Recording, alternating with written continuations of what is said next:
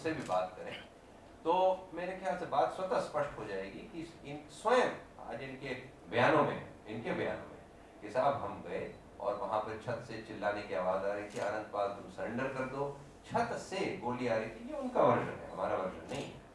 और उन्होंने, आप इसको पृथक से चेक भी कर सकते हैं कि उन्होंने मजिस्ट्रेट को भी किस प्रकार के बयान दिए। मजिस्ट्रेट में पुलिस इन्वॉल्व नहीं होती, वहाँ भी इस तरह के बयान दिए। और तत्पश्चात सब हम लोग को हाँ एक अलग कमरे में कर दिया, क्योंकि ताकि हम लोग को कोई इंजरी ना हो, चोट ना आए, गोली ना लगे।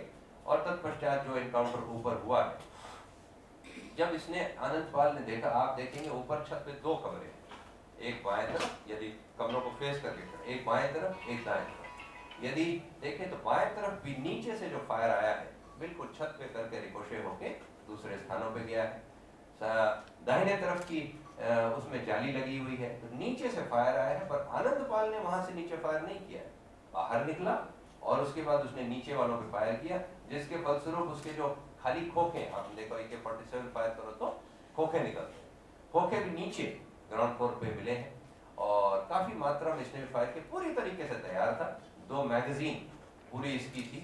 और जब अंतोगत्वा इसको लगा कि बाएं तरफ से फायर आ रहा है, दाहिने तरफ से फायर आ रहा है, इसने एक बार बाहर निकल के भी देखा, क्या मैं कूद सकता हूँ।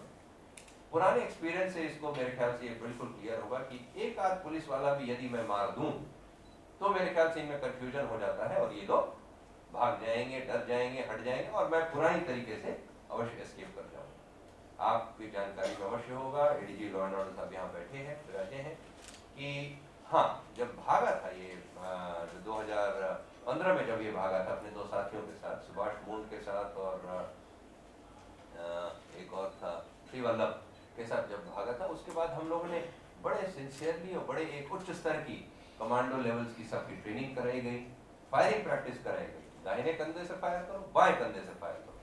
हम लोगों ने, आपको शायद जान के अच्छा भी लगेगा कि बिल्कुल घुप अंधेरे में यदि आपकी राइफल में भी रोक आ जाए तो किस प्रकार से उसको खोल के पूरा जोड़ दोगे, इस प्रकार की ट्रेनिंग कराएगी। और AK-47 1 मिनट से कम में आज हमारे एक्सपर्ट कमांडोज अंधेरे में आंख में पट्टी लगा के खोल के जोड़ भी सकते। तो इस तरह की जब ट्रेनिंग कराई गई, हर प्रकार की फायरिंग कराई गई, तो मेरे ख्याल से हमारे कमांडो भी बड़े परिपक्व हुए। और उन्होंने उस दिन भी आप देखेंगे तो बाएं हाथ से बाएं कंधे से फायर किया है, जिसके फलस्वरूप इस पर गोली लगी है। और जब इसको एक आध कोई गोली लगी है और इसको लगा कि बाएं तरफ, दाहिने तरफ, सामने सब तरह से फायर आ रहा है, तो ये अपना निकला है, बड़ी तेजी से निकला हुआ है। और AK-47 में 2 किस्म के मोड होते हैं, एक होता है जब सिंगल फायर करो और दूसरा होता है जब बर्स्ट, यानी लगातार गोली निकलती है, दर दर दर दर। तो उसमें फिर ये मारते हुए निकला है और फिर बिल्कुल सीढ़ी के पास आया है।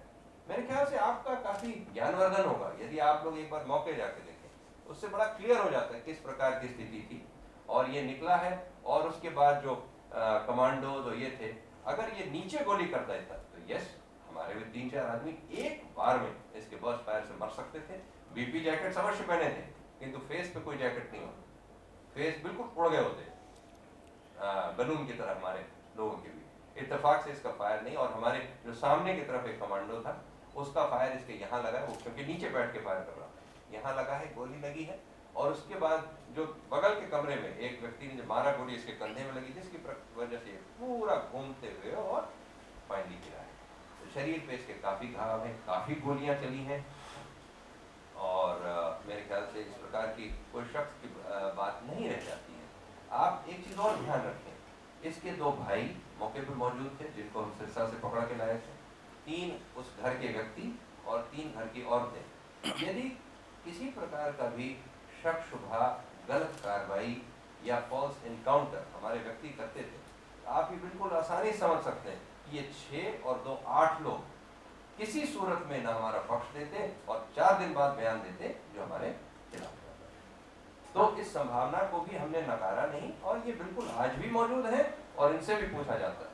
हमारी बिल्कुल क्लियर जो इंटेलिजेंस है उसमें कुछ व्यक्ति और इसके रिश्तेदार, इसके भाई, जो उसका अपना भाई मंजीत से भी जेल में मिलने गए, तो मंजीत को जेल में बैठे बैठे जानकारी थी भाई नहीं, एनकाउंटर तो सही हुआ है, उसमें तो कोई लूपहोल मेरी जानकारी में तो नहीं आया। ये हमारी क्लियर इंटेलिजेंस है और बिल्कुल सही इंटेलिजेंस। 8 लोग ऑपोजिशन के हम जिंदा छोड़ दें और वहाँ गलत कार्रवाई करके आ जाएं, और तब भी 20 दिन बाद भी हमारे अगेंस्ट कोई बयान न दें, कोई एक भी पॉइंट उसके न, ये आप अपने आप समझ सकते हैं कि मेरे ख्याल से ज़्यादा इसमें कोई गुंजाइश बची नहीं।